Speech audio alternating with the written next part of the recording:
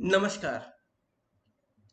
आज 26 जून, जैसा कि मैं हर फ्राइडे को टाइम्स मंत्रा पे एस्ट्रोलॉजिकली आने वाले वीक का मार्केट का डायरेक्शन किस तरीके से रहेगा, मूवमेंट किस तरीके से रहेगा, इसके लिए प्रिडिक्शन के लिए मैं हमेशा टाइम्स स्टूडियो जाता हूँ। लेकिन आज बाहर बहुत ज़्यादा गर्मी है, तो सोचा कि आज बाहर स्टूडियो ना जाके ये वीडियो मैं अपने लैपटॉप पे रिकॉर्ड करता हूँ।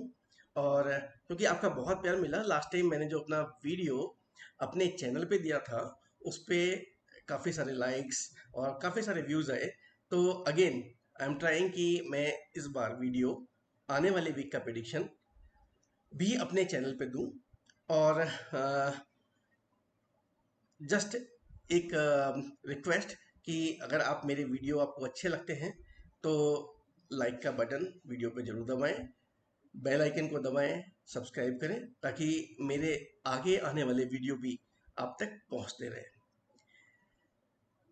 अभी तक जब हम प्रिडिक्शन देते हैं तो हम जनरली जो क्राइटेरिया लेते थे वो था कि प्लानिटरी मूवमेंट्स वीक में क्या हो रहा है, कॉम्बिनेशन से जो प्लानिटरी मूवमेंट्स हैं उसके कॉम्बिनेशन की वजह से जो स्टॉक मार्केट है उस पर क्या इम्पैक्ट आएगा।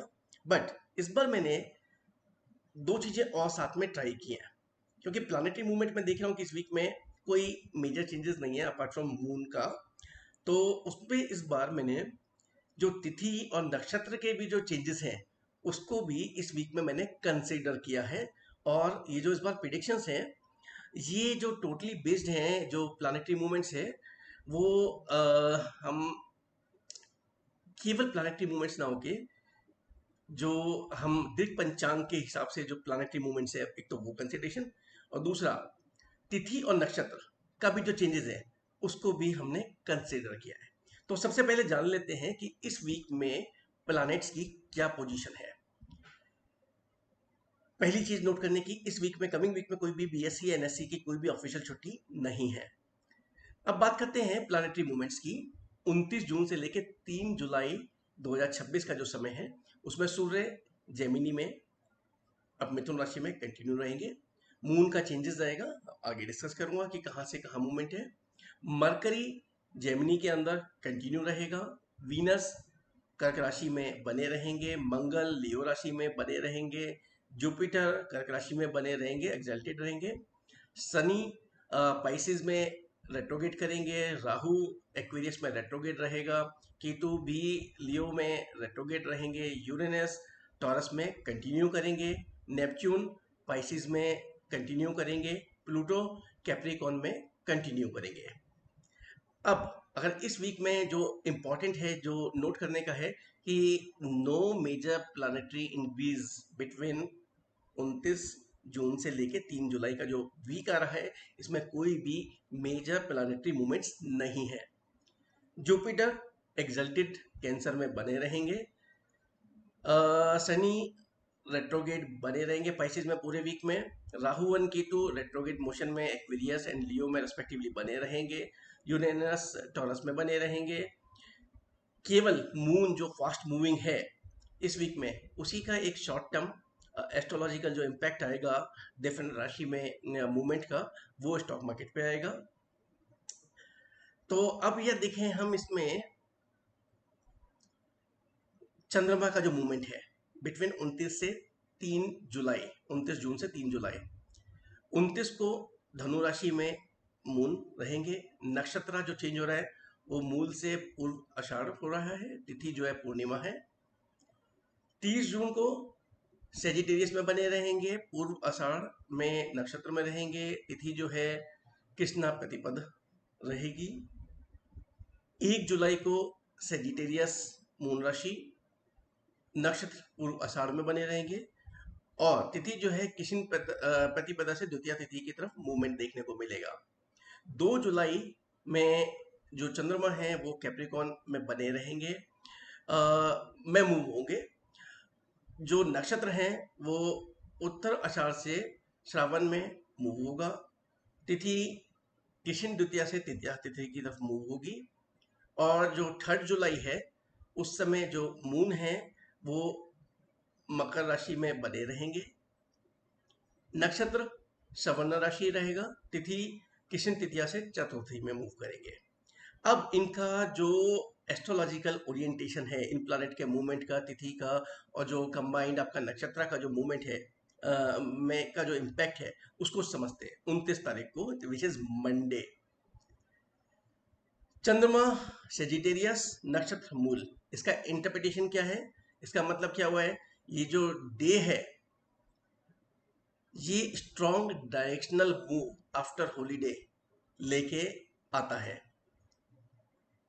बुध का जो इन्फ्लुएंस है वो भी मार्केट के अंदर लोगों का हाई पार्टिसिपेशन को डिनोट करता है।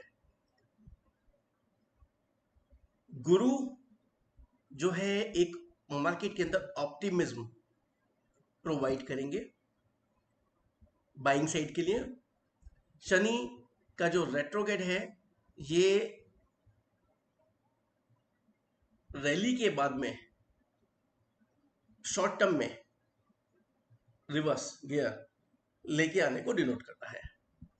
तो मार्केट किस तरीके से बिहेव लगता है कि अगर ओवरऑल इंपैक्ट देखा जाए, स्ट्रॉन्ग ओपनिंग के साथ खुले, कोई अचानक से न्यूज आए जिसकी वजह से कुछ एडजस्टमेंट आए, और बंद होते होते टुवर्ड्स पॉजिटिव साइड क्लोज हो। सेक्टर किस किस को इंपैक्ट करेगा, which is IT, telecom, FMCG, large cap जो कंपनीज हैं उनको इम्पैक्ट करेगा। तो मार्केट पॉजिटिव साइड पे शुरू हुआ एंड पॉजिटिव साइड पे ही क्लोज होने के चांसेस बनते हैं। बात करेंगे 30 जून की, विच इज ट्यूसडे। इस दिन जो मून है वो सेजिटेरियस, नक्षत्र पूर्व आषाढ़ है। इसका मतलब क्या है, हाई स्पेक्यूलेटिव एक्टिविटीज देखने को मिल सकती हैं। मोमेंटम स्टॉक्स जिनके अंदर हाई ट्रेडिंग होती है उस दिन उसके अंदर आउट परफॉर्मेंस देखने को मिल सकती है। जो ट्रेडर्स हैं डे के वो काफी एग्रेसिवली खेल सकते हैं। मार्केट का जो बिहेवियर है वो इस सिचुएशन में इंक्रीज्ड वोलेटिलिटी, मतलब स्विंग्स भी देखने को मिल सकते हैं, हाई स्विंग्स देखने को मिल सकते हैं।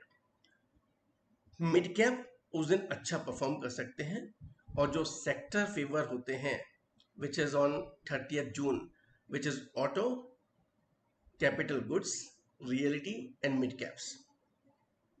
बात करेंगे 1 जुलाई की।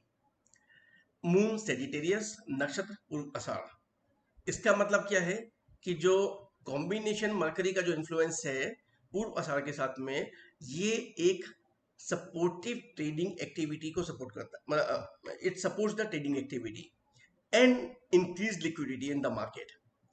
साथ में जुपिटर का जो सपोर्ट है वो लॉन्ग टर्म सेंटीमेंट्स को बूस्ट करता है। मरकरी हाई वॉल्यूम ट्रेडिंग को सपोर्ट करती है, शनि सेक्टर रोटेशन को सपोर्ट करता है।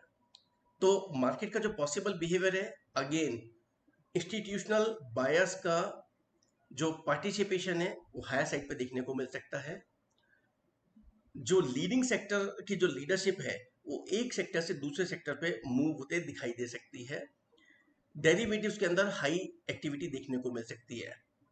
इस समय के जो फेवर आपके जो सेक्टर्स रहेंगे, banking, insurance, PSU banks and infrastructure, इसमें मूवमेंट एंड रैली देखने को मिल सकती है। 2 जुलाई विच इज थर्सडे, इस दिन कैप्रिकॉर्न मून होगा, नक्षत्र उत्तर आषाढ़ से ट्रांजिशन होगा श्रावण पे।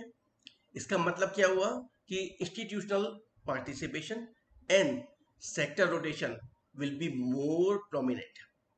तो रादर देन एक ही सेक्टर पे फोकस होते हुए पूरे दिन में सेक्टर पे रोटेशनल इंक्रीमेंटल से बूम देखने को मिल सकता है। मंगल भी यहाँ पे इंक्रीज एग्रेशन देंगे, तो इसका मतलब है कि बायर्स ट्रेडर्स को हाई एनर्जी, इसका मतलब है कि more participation in the market will be seen.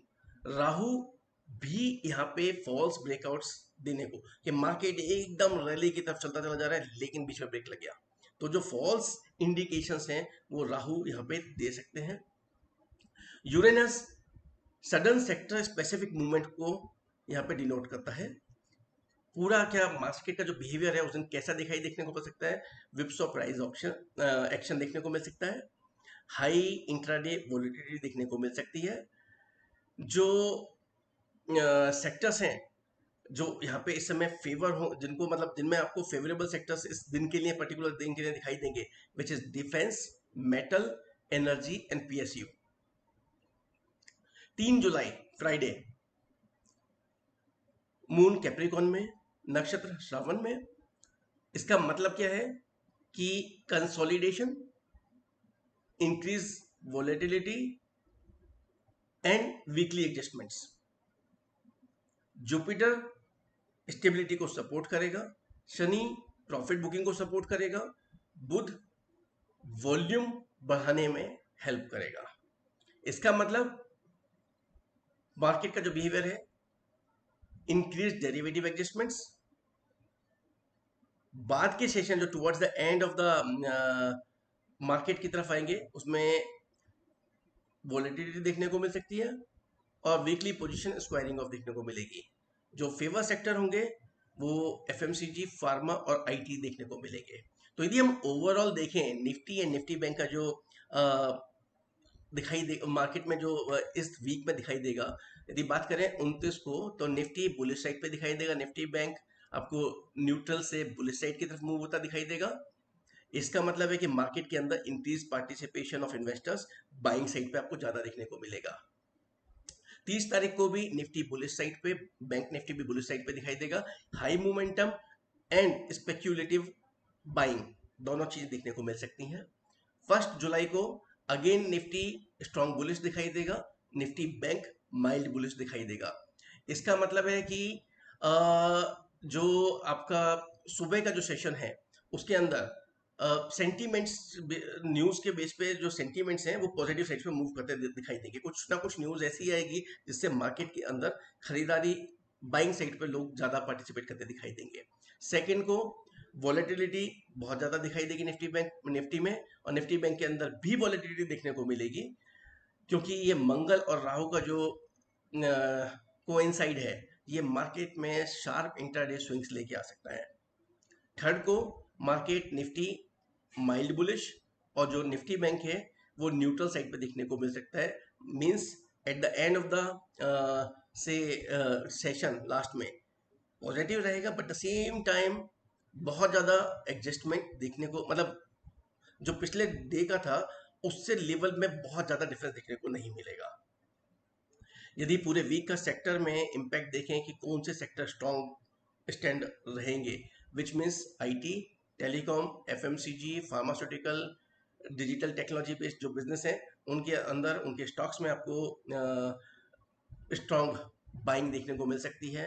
Mixed feeling, जहाँ पे पब्लिक की मिक्स्ड फीलिंग दिखाई देगी वो सेक्टर्स हैं banking, NBFC, infrastructure and reality. और जिन सेक्टर्स के अंदर आपको बहुत ज़्यादा वॉलेटिलिटी देखने को मिलेगी वो है metals, defence, energy and PSU bank. अब बात कर लेंगे कि जो टाइमिंग्स हैं डे के, उनके अंदर इंट्राडे की कौन कौन से टाइम में पॉजिटिव विंडो दिखाई देगी, कब वॉलेटिलिटी दिखाई दे सकती है, कौन सी कॉशन विंडो है और क्लोजिंग एक्टिविटी किस समय ज़्यादा देखने को मिल सकती है।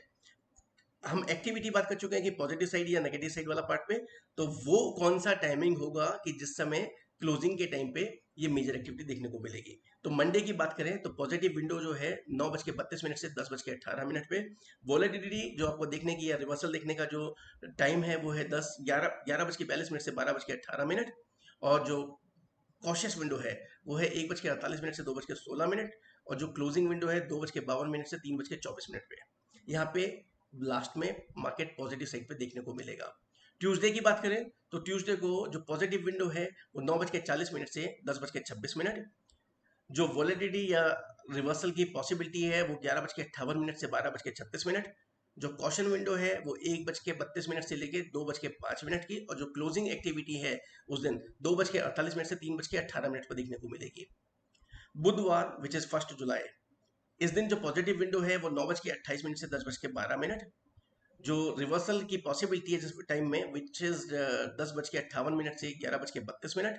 कॉशन की जो विंडो है वो 12:52 से लेके 13:28, मतलब 1:28। और जो क्लोजिंग विंडो है वो है 2:42 से 3:20।